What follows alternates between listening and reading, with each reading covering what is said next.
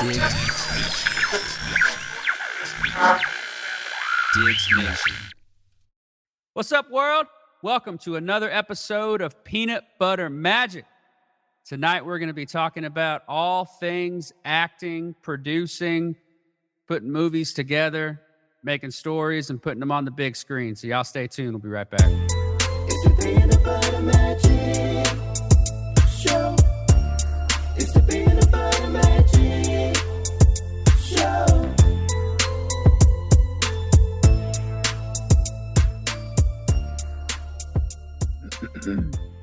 All right, what's up, everybody? Thank you for tuning in. I'm your co-host tonight, Brandon Austin. I got with me my main man, Sway Low. What's up, man? Yeah. What's good? How's everything going, man? Chilling, man. Chilling. You know what I mean? It's a bit chaotic. The dog seems like he's not feeling well. Well, he ain't feeling well. So I've been dealing with that all day. Man, what's going on I'll with spare him? you the details, though. Oh. Yeah, you know. yeah. Fair enough. Yeah. Fair enough. Man, I'll tell you what, though, we're both dressed up warm, but I don't know what it's like in Tennessee right now, but the weather is like 20 degrees warmer than we did the last episode. Yeah, here too, man. It's just rainy. Yeah. Yeah, it's rainy. It's all get out. But yeah, the weather's warm. I'm only wearing this because it's raining outside. Right. So, Who the Titans playing on Sunday? hell, man, I don't even care anymore. We haven't given up hope, have we? We'll make the playoffs. We will Okay. do that. But man, we're gonna need another good. Let's just hope we get there before I die. Let's just say that. You don't know something I don't, do you? Yeah, I mean, we just not ready for the big dance, man. We just not. We're not that caliber of team, and we dominate the AFC South, but it's the AFC South. So what are you gonna do? Yeah, I understand, man. I understand. Well, speaking of the big dance, Yeah. we've got with us a local legend in Lexington, Kentucky. He once danced in a film for me, actually. Ladies and gentlemen, tonight we've got with us Mr. Keith Cox. What's going on, Keith? How you doing, man? How's it going, guys? Chilling, man. Chilling. How are you? I don't know that I deserve that designation of local legend, you know. In the making. But, that's but I have been able to do a lot, so you know, I've been pretty fortunate there as far as the local film scene. And brush your shoulders off there, man. It's okay to pat yourself on the back. You know what I mean? Ain't nothing wrong with that. Yeah, man. That's what we here for tonight. Let you give yourself an opportunity to pat yourself on the back a little bit. You know what I mean? Yeah. Well, Just getting over a little case of the flu, that's always fun. Yeah. oh yeah, man. Hey, at least it wasn't COVID, right? Right? I've been down that road too. That's not fun either. Oh man.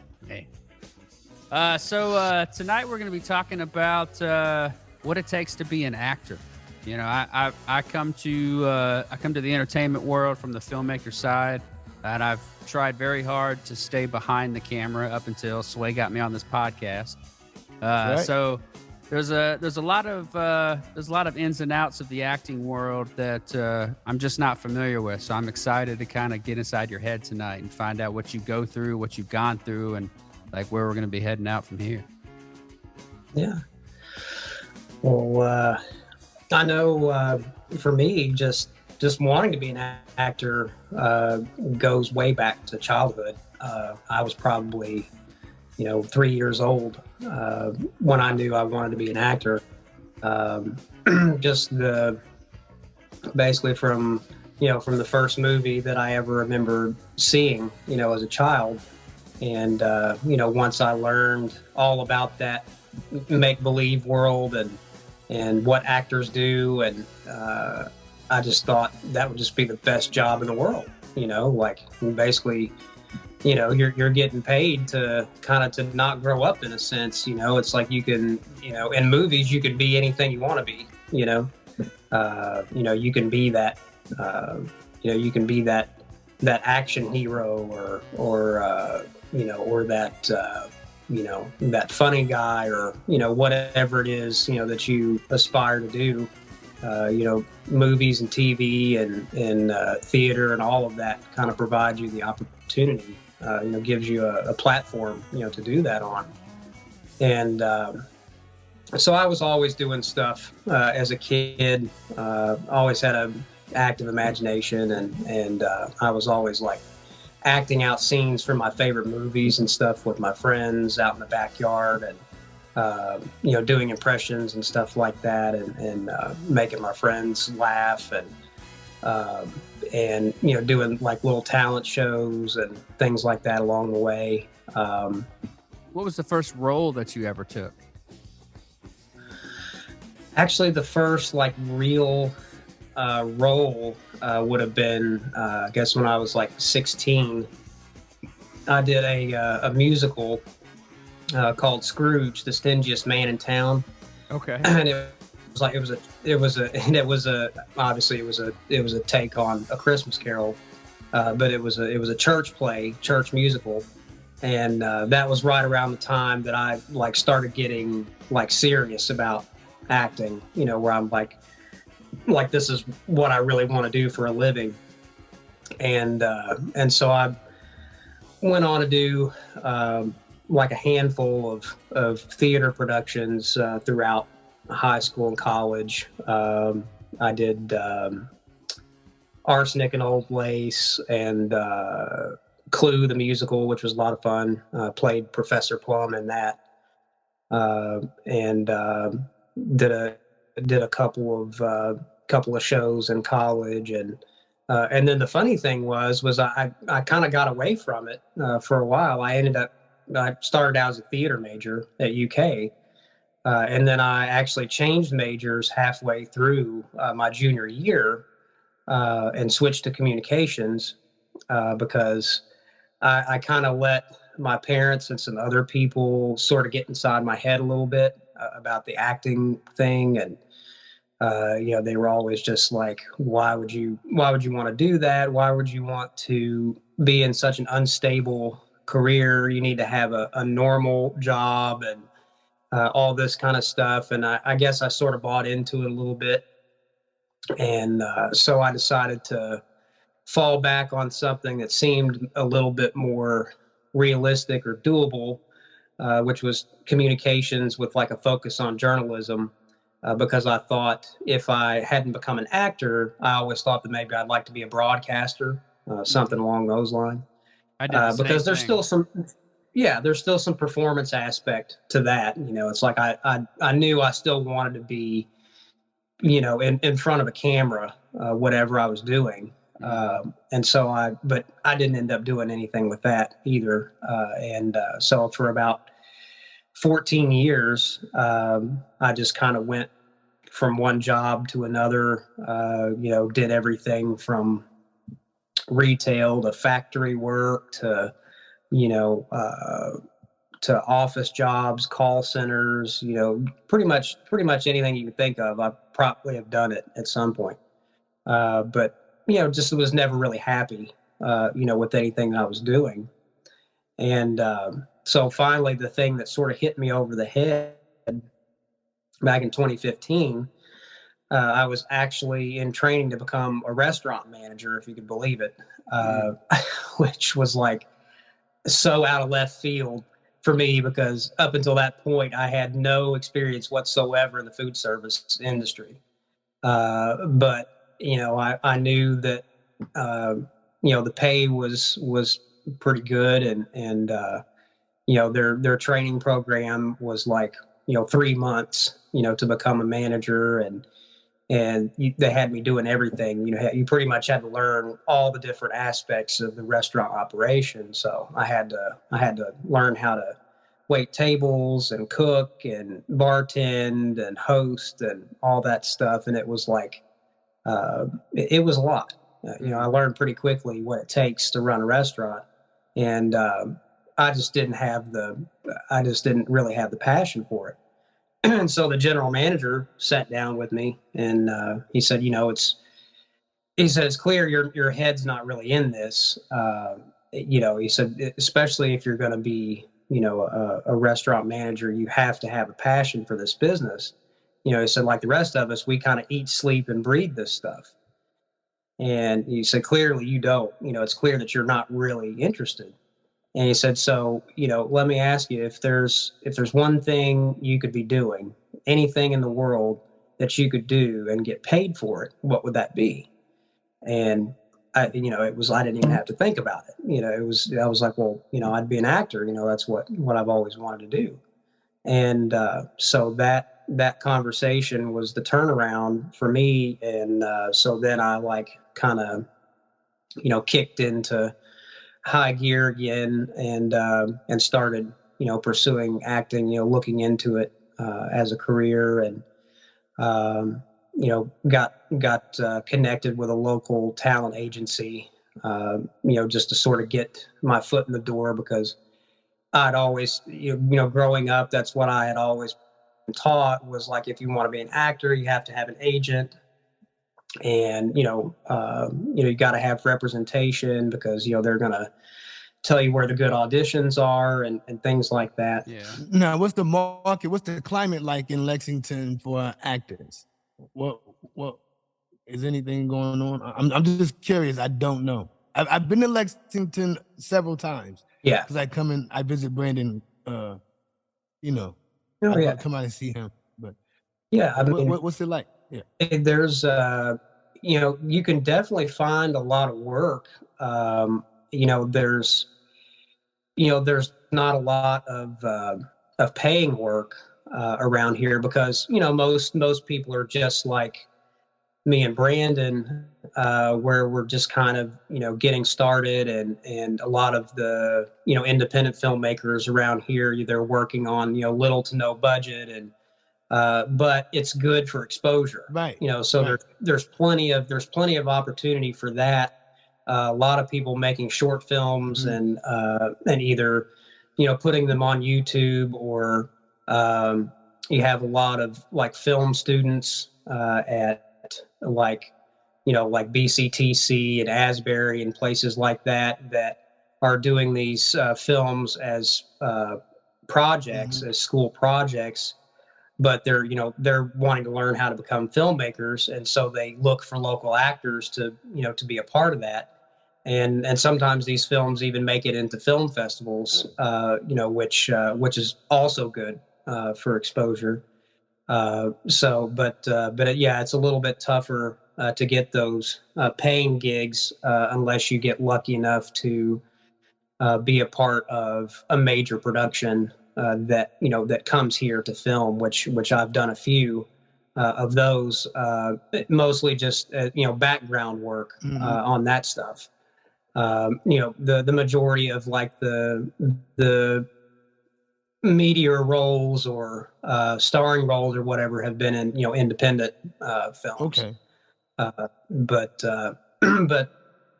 there are a couple of films that I did, some horror films that actually, considering they were made on really small budgets, they actually ended up getting distribution deals, and you can actually stream them on Amazon Prime, and you can get them on DVD and Blu-ray and all that good stuff.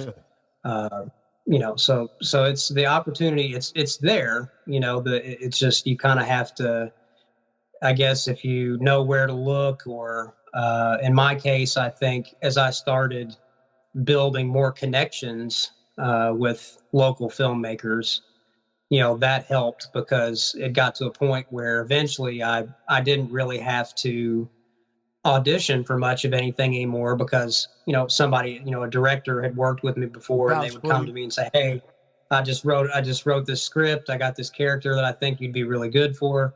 And so I've gotten a lot of work like that too. All right. Very good. I've had hit and miss I guess opportunities working with agencies in Lexington. Like you're one of the positives, because when I first moved here and was working with a group of people, and we're looking for actors to come work on this script that Chris had written, Unfinished Portrait. Right. The agency gave me a list and we looked through it. We picked a few out, and out of those, actors that they recommended, we found you. So that was great. But a lot of the agency experience that I have is that they turn down local small budget productions because they want to, represent that large, big budget clientele like you're talking about, where they come in from LA and they shoot this commercial or the scene from the movie and they want to put their name on it and say, oh, well, we provided actors for this. And that's really all they're interested in. So you can correct me if I'm wrong, but based on what you've just said and kind of the experience that I have, I think it's kind of better if you're just starting out to just get online, get on the social media, find people that are shooting these films and get to know them and just get the experience that an agency can help you find later down the road. But I think you're going to miss out on a lot of actual acting opportunities if you try to dive in headfirst with an agency.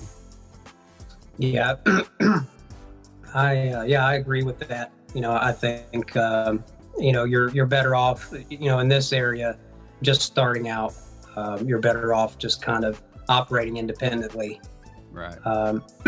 Like I said, if you know where to go, and that's the thing. I probably, I may not have found out about some of those other sources if I hadn't made some of the connections that I did. But that would be my advice probably to anybody now, that's just starting out, is, you don't have to go through all that mess of going through an agency. And because like you said, they, they're in it to make money too. So, they just, they want to kind of put their stamp on it, or, they want to be able to, if somebody has success, they want to be able to say that they had a part in that, or that they discovered this person, or Sure. that kind of thing. And so, yeah. Now, a big question that I have for you, and this is just because of conversations that I've had with people outside of the entertainment world. When it comes to being an actor, why didn't you run off to California, man? Yeah, it's that was always like, I guess the goal, from the time I was a kid. I thought California is where it's at.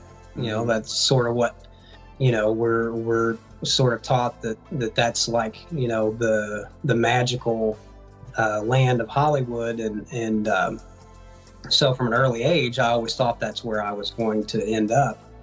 But I think what really discouraged me there, because that was my plan at one point, like when I was still a theater major in college, I'd planned on moving, to LA, after I graduated.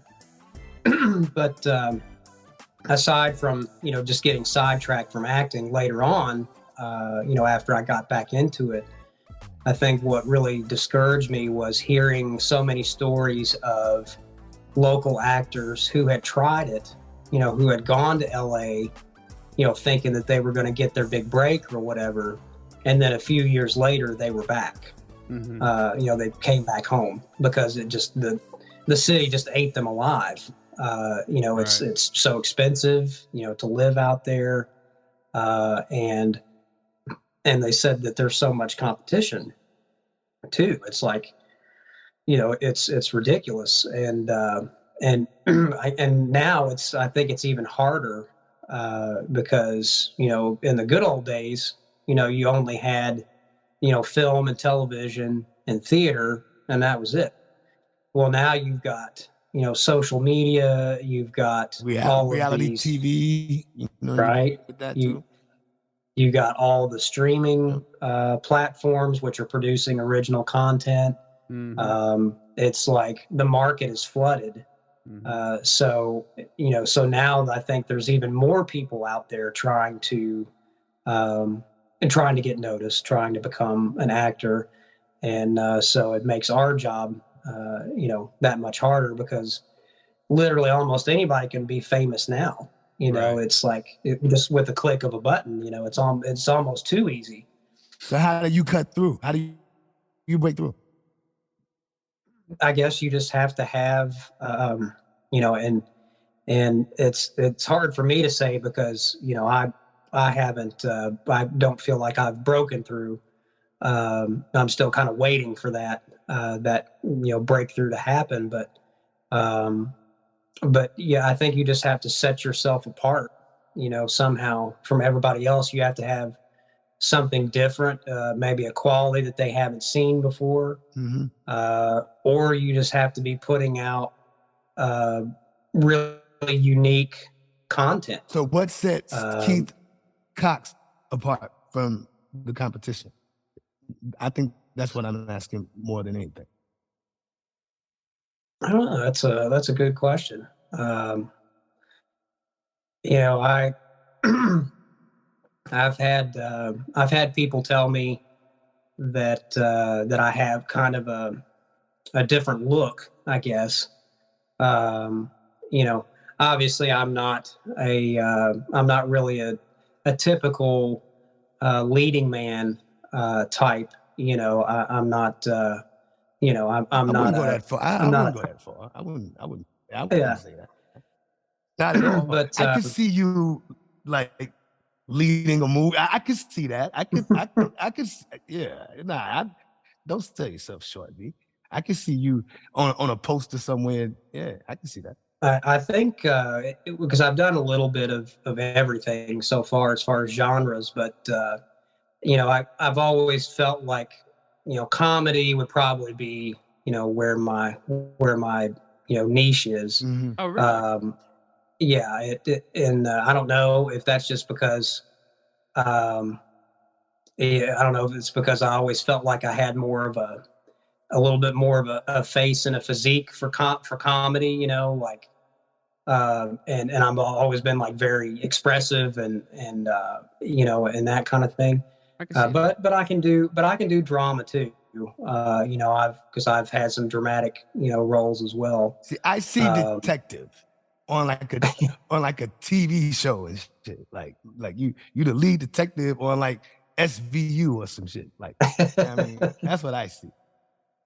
that's awesome. I haven't really you know had anyone tell me that so far. Like I always you know I never you know I guess I never definitely never saw myself as being you know SVU. as much as yeah as well as much as I love like action movies and things like that. Mhm. I see. I couldn't see myself being that type. You know, I'm not going to be a obviously I'm not a Bruce Willis or a you know or a Sylvester Stallone you know kind of Hey, guy. Yeah. But hey, there was no Bruce Willis before Bruce Willis. You know what I mean? Dig So that. you may not be the Dig Bruce that. Willis type. We just haven't seen that Keith Cox type that you're talking about. Right.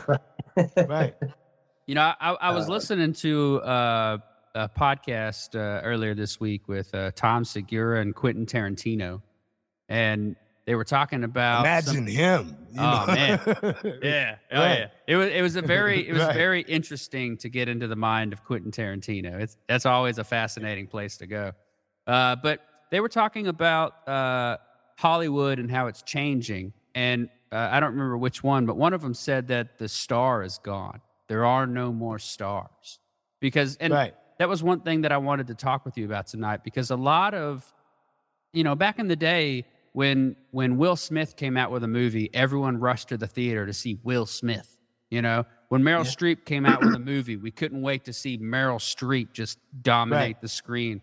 But now, like you said, there's streaming, there's the internet, there's just loads of content. The market is oversaturated, and it's I don't hard even to know who's stand out. famous anymore, man. Well, I that's don't it even know who's famous exactly. anymore. That's it exactly. And as someone who's not an actor, I always looked at actors as people that just wanted their face on the movie poster.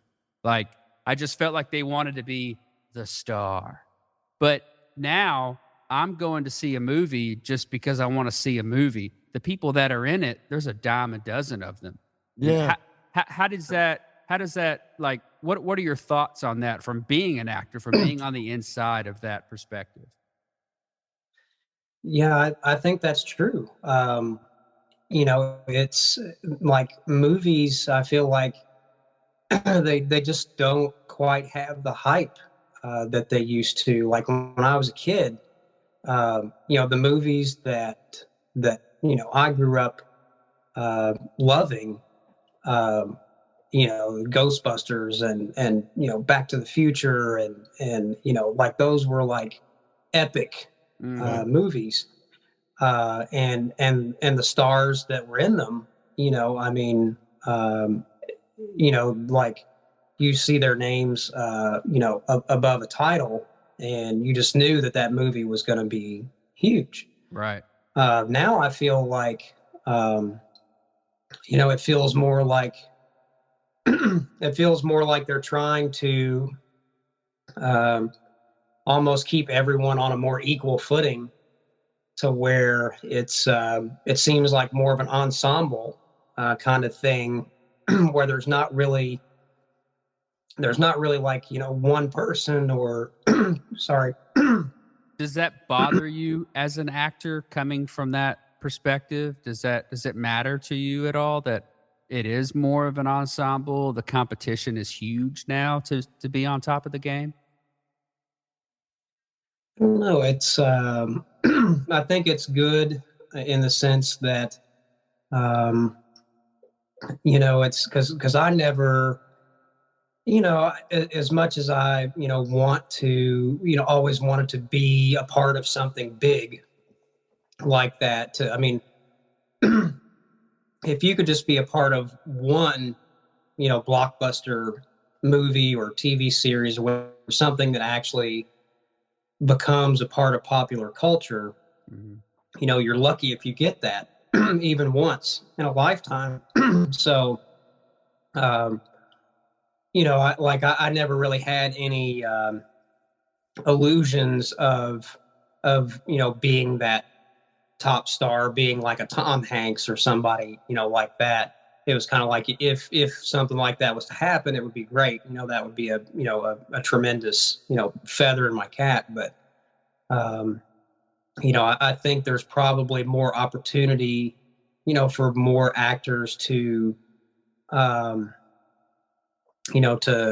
shine, because, in those days when you had the big stars, the box office stars, there were plenty of other people that filled out those movies that were really talented, but they didn't really get the recognition, like the Ed Harris, because the other people, they were just sort of in the shadows of these other people. Or blew up later and on, now or took them 5 or 6 years to get some sort of status. Like Yeah. you see movies all the time where they'll have, like, let's say, like, remember when we was talking, Brandon, we was talking about Cheers, and I was like Woody Harrelson, and you was like, yeah, it's hard to believe that he got to start on Cheers and whatnot. And then, like, later on, he became like Woody Harrelson and shit. Right. No, yeah. You know what I mean? That's a perfect example. Yeah. And I think now with the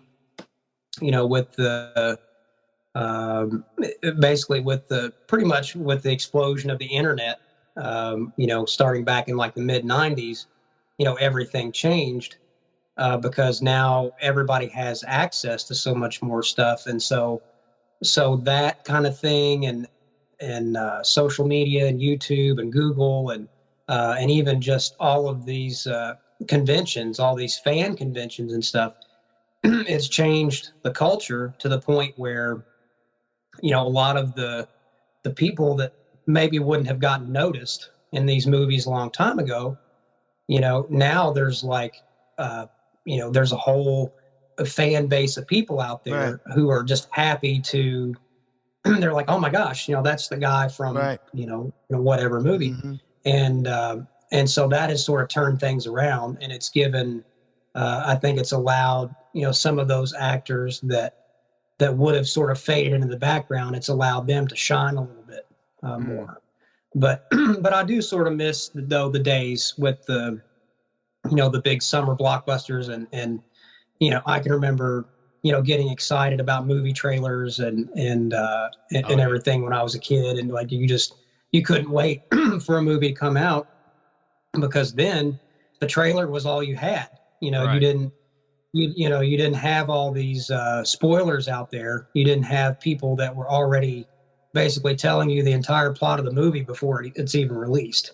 I think it should be a federal law that you cannot post anything on social media until a product has been out for 48 hours. And they should prosecute the shit out of you if you break that law. That is my, like, I get mad to this day just talking about comicbookfucking.com because they ruined the last episode of Mandalorian season 1. It come out on Thursday. I got up to go to work on Thursday and was sitting on first break and pulled out my phone and it described the ending of the episode.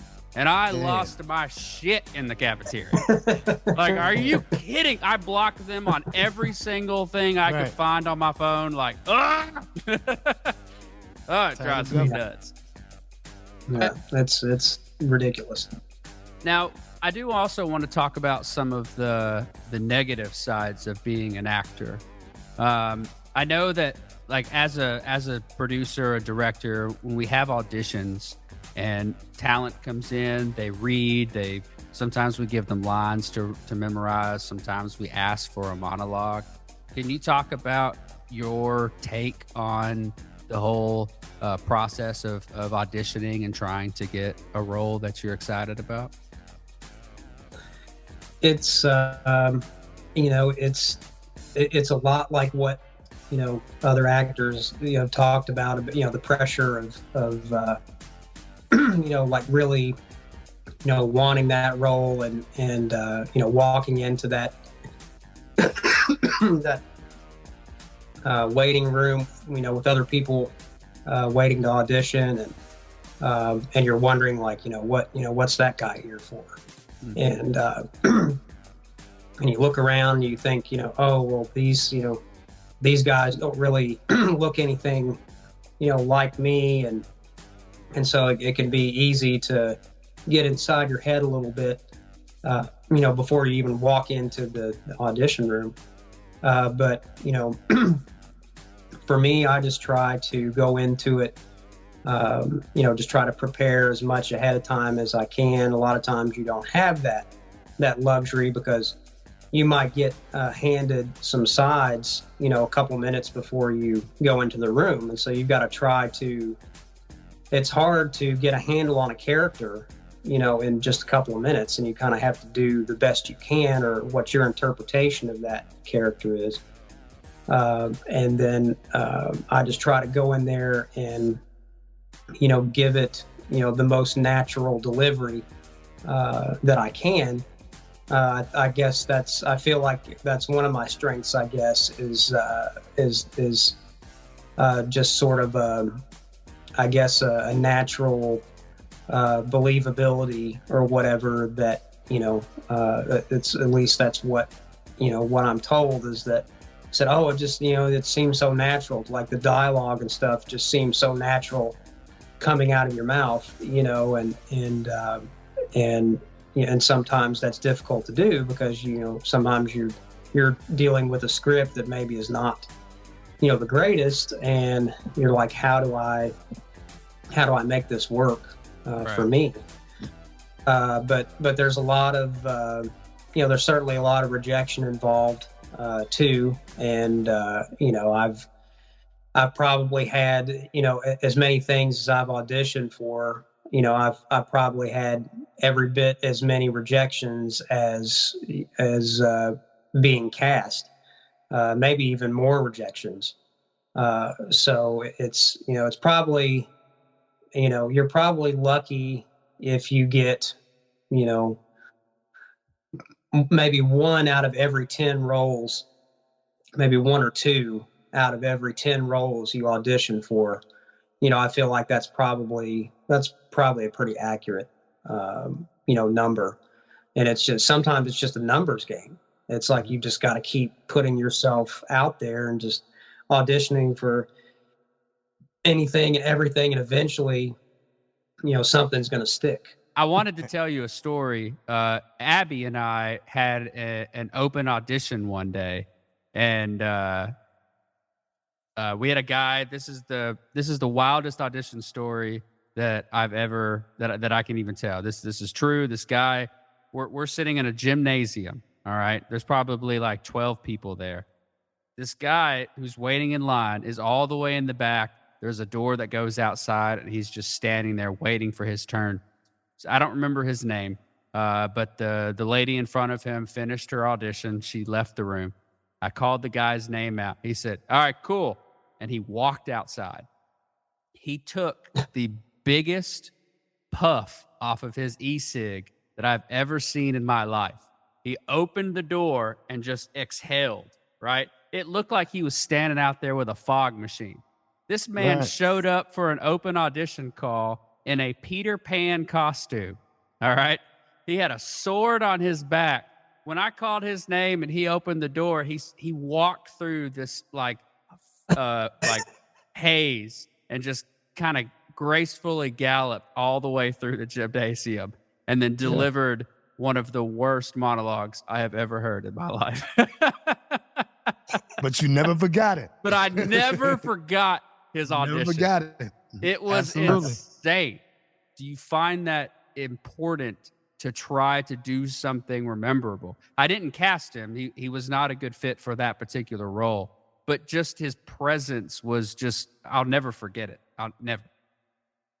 Yeah, it's you hear stories about that all the time about famous actors who got an iconic role basically because they walked into the room doing something crazy, or they just basically walked in character from the minute they rolled camera. So far I have not done anything that Drastic. dramatic yet. Yeah. Drastic. Yeah, would I guess be a better word. Because I don't know, like you hear so many different things about that. Some casting directors like that and others hate it. Like it seems like the consensus seems to be more that they really don't like that they don't like the gimmicky stuff. They just want to see what you look like naturally, just wearing your regular clothes, whatever, and based on your delivery of the lines and your interpretation of the character, then they start visualizing, okay, can I see this person as this character? Mhm. Or they start picturing you with a different haircut, or something like that. And so I guess I kind of leave it up to the director and the casting director or whatever to determine whether they think I'm going to fit that role, instead of just trying to be that person from head to toe when I walk in. But I don't know, maybe it can work. It's like I said, it's worked for other people. I now granted, some of those people were already famous, when they, Right. so they probably had a little bit more, Right. they had a little bit more leeway, to do that kind of thing. I mean, I heard that, Sigourney Weaver, walked into Ivan Reitman's office and basically, told him she thought that her character should be possessed by, a dog, in the movie. And she proceeded to get down on all fours and jump up on his desk and howl and everything. And he said he's like, he cast her. He thought it was like brilliant, and they actually kind of rewrote the ending of the movie to incorporate that in there, because Oh, wow. they didn't think, because she had mostly done serious roles, they didn't think that she could do comedy. I mean, they just blew them away. So yeah, I don't know. Maybe I'll try that, sometime. I haven't really come across a role yet, where I'm just like, oh, like I've got to have this role, like so bad that like I'm going to do anything, to get it, to where I would go to those extremes, but who knows, maybe that's down the road at some point. So Brandon tells me that you're a producer. You produce films? A little bit. A friend of mine and I started our own little production company his name's Dylan Kimmel, and we actually just started our own podcast last week. We launched the first episode of that. Okay. But yeah, he and I kind of formed our own little production company, which is basically just the two of us and, whatever skeleton crew we can round up whenever, we want to work on a film. And he and I have done a few projects together so far, a couple, short films. And so that was kind of our goal, was eventually to take that, farther and to expand that, hopefully to get enough exposure and everything to where we could actually start, raising, budgets to do bigger productions and hopefully one day to, turn it into a full-fledged, production company. So yeah, there's been a couple things that I've sort of, co-produced with him, as far as, little independent films or whatever. And obviously we're doing this podcast now, and episode two goes up tomorrow. Very good. Congratulations. Thank you. Yeah. Thank you. Is it video? It's a video podcast? Yeah, both. Okay, We have it on YouTube, and then we're also on like Spotify and Anchor and some of those other sites, and so we're a little bit more ambitious in that we want to try to do it year round. We may regret that decision after a while, doing a weekly podcast. For an entire year. But we're going to try it. We're going to, it's basically just a sort of an all-purpose entertainment podcast. We talk about, our favorite movies and TV shows and, pop culture and celebrities and just a little bit of everything, within the entertainment world. Yeah. And between the both of us, as much knowledge as we have about the subject, because we both love it, I don't think we'll ever run out of things to talk about. But yeah, and he's more of a writer and director, and really talented writer, and he's got a lot of scripts right now that are on the back burner that I think could be really good. He's very ambitious in the way that he writes. He doesn't really write for a budget. I mean, he writes scripts that could easily be turned into a major, studio movie. So I have a lot of faith in him that, I think he's going to be a really great director, one of these days. That's his goal. Yeah. And something that Brandon and I talked about before is I think that's something we all wanted to do. Like we're all kind of in the same place, and so we sort of want to help each other along. Yeah, that was my next question. Like, what's the community like in Lexington to get things moving? Is it close knit? Do people go off in cliques? Are there haters? What's the climate like as far as that's concerned? All the above. Yeah. I was going to say Brandon can probably speak to that a little bit too. Just some of the experiences that you've had.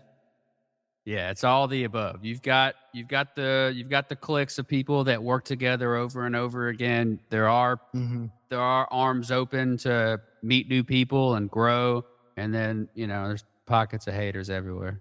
Right. Everywhere you turn. Right. Stepping into the producing role, since you did start your production company, what was that experience like, transitioning from having more responsibility on your shoulder than just being in front of them? It's there's definitely you feel like there's more excuse me, you feel like there's more pressure involved, because now you're wearing all these different hats, where when you're just acting, you only have to worry about that one thing.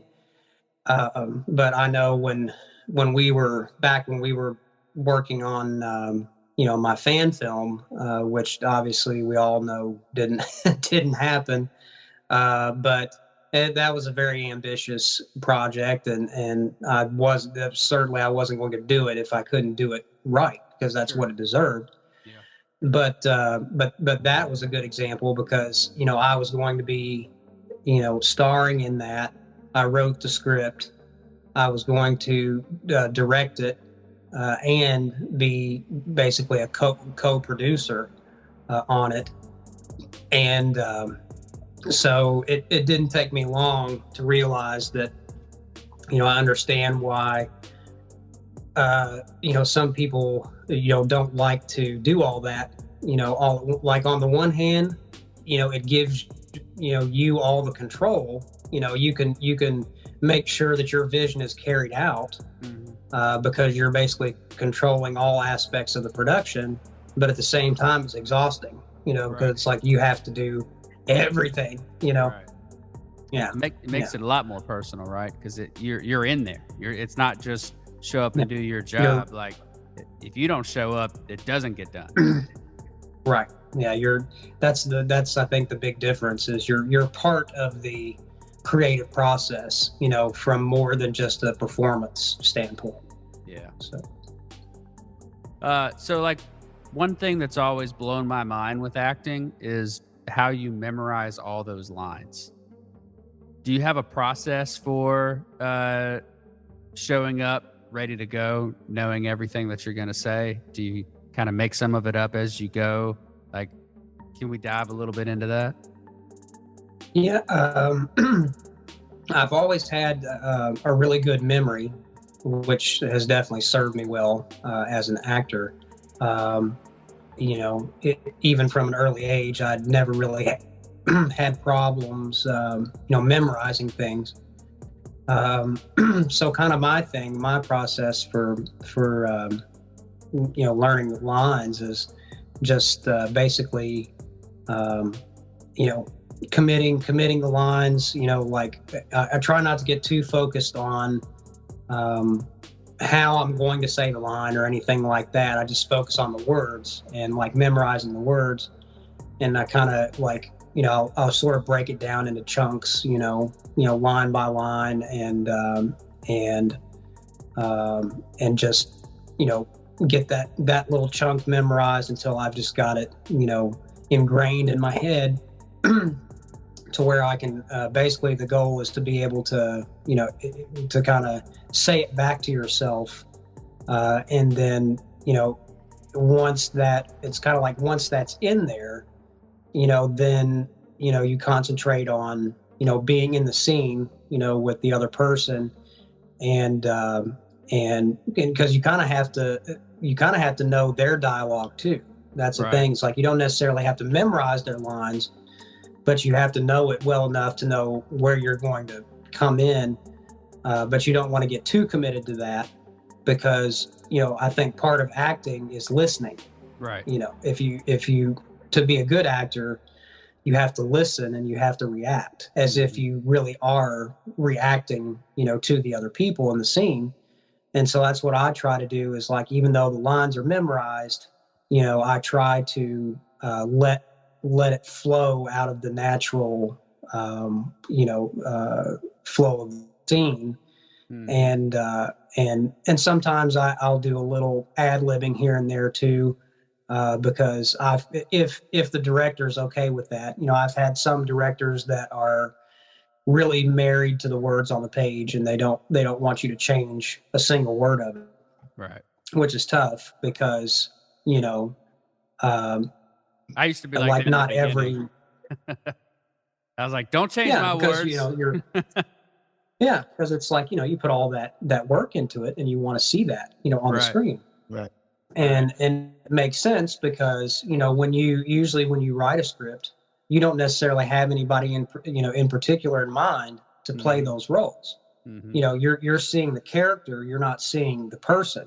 Right. And so I think that's the difference between writing for someone specific and actually just writing a character, and then you cast an actor and they bring it to life. Mm-hmm. But for me, sometimes the words on the page are so awkward. I'm like, this just doesn't sound like, like, because you have to put a little bit of yourself into every role to make it believable and authentic. And I'm just like, I would not talk like this. Like, it doesn't seem natural. Mm-hmm. And so sometimes I'll try to find little ways to, change that a little bit to where I'm not changing the meaning, of the dialogue, or not totally twisting it around, but just enough to make it my own, Right. where it seems a little bit more natural. That's what I try to do. I think that's the best way to do it. Like I said in the beginning, I was like, hey, this is the word on the paper. That's how you say it. But over the years and watching actors perform, it's like, oh, I get it. All right. Yeah. This is a guideline. You figure out how to make it It's a blueprint. natural. Mhm. It's more of a guideline than a rule. That's Yeah. right. I've listened to your story and your experiences and your interpretation of what being an actor is. And I've been in this business like over 30 years. You know what I mean? I've been doing this a very long time. And the one thing that I noticed is that you found a way to minimize yourself at every turn. You know what I mean? Just kind of minimum. And I know humility is you know what I mean? It's good to have humility, but at the same time, it's okay to pump your chest if you're good at something. You know what I mean? Sigourney Weaver getting on the floor barking like a dog. She's a trained actress. You know what I mean? Mm-hmm. So regardless of what the roles requires, and they may have seen her in more dramatic roles, I'm pretty sure she can get into anything at any moment if that's what the job requires. Yeah. At the end of the day, you don't see yourself as a leading man. I could very well see you being on a poster or marquee or something along those lines. I don't even know you. You know what I mean? But Yeah. I could definitely see that in you. I wouldn't be quick to put myself in second place if I were you. Yeah. You know what I mean? I wouldn't be quick to do that. And I think that's when we talked about the rejection and the how it can be discouraging sometimes in this business. Mhm. And it can, because when you kind of get to a point where I've always believed in myself in the sense that I believe that I have what it takes, inside. They always say that I think anyway, the actors that are really good, the actors that are really watchable, they have a quality about them that you can't teach. There's some aspects of acting you can teach. There's other things that are just in you. Right. It's like where you just kind of know what to do without being taught. Mhm. And I think I've always had that ever since I was a child. So I knew the potential was always there. I think sometimes when you've been at it for a while and you've been working and you're trying to get your name out there and trying to get noticed, and then like they always say, you're waiting for that big break, Right.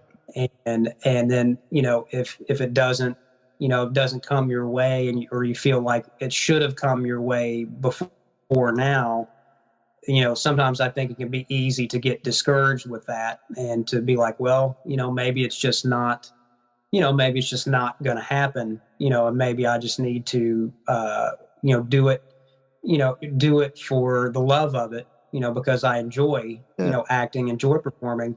not worry so much about the end result and whether I'm going to have that, that success that, that I was always, shooting for. And that's ultimately so I think how we came up with the podcast was, or pretty much just Brandon and I in general, I think it wasn't that it was rejection so much. It was more so to where we just want to do something our way. You know what I mean? And we cater this podcast to the independent. Like, it's strictly for the indie artist, producer, actor, filmmaker, someone that's grinding it out on their own. You know what I mean? To give, like, that, like, you're not alone in this thing. You know what I mean? Yeah. You're not.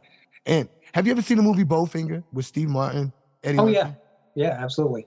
See, I'm a Bowfinger kind of guy.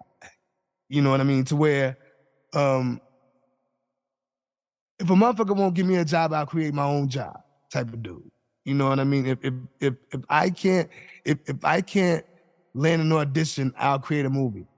Right. Just so I can work. You understand what I'm saying? So and a lot of people get caught up in the well, I can't land an audition or they won't hire me and things of that nature. Like, I got a homeboy right now that, I told him I could make some things happen with his podcast.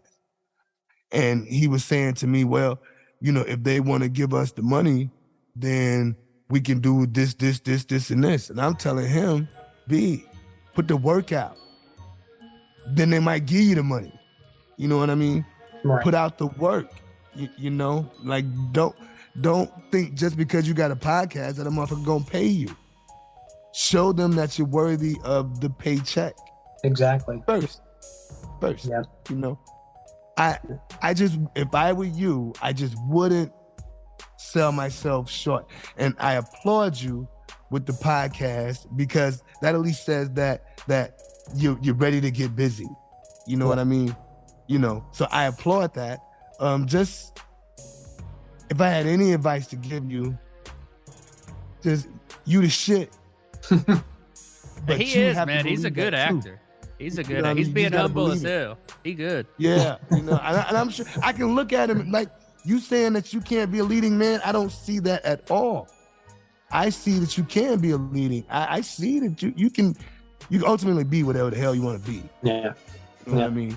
It's like anything else, it's, you get out of it what you put into it. Yeah. And, and you just have to keep going. Yeah. Humility is key, being humility, but kicking the door down sometimes is very necessary too. Yeah. Just to let a motherfucker know you ain't playing. You know what I'm saying? I like it. Yeah. I appreciate that. Yeah, man. Reach for the stars, damn it. Ain't nothing wrong with that.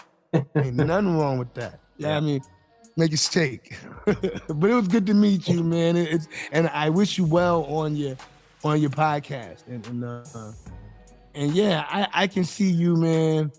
Die Hard 10.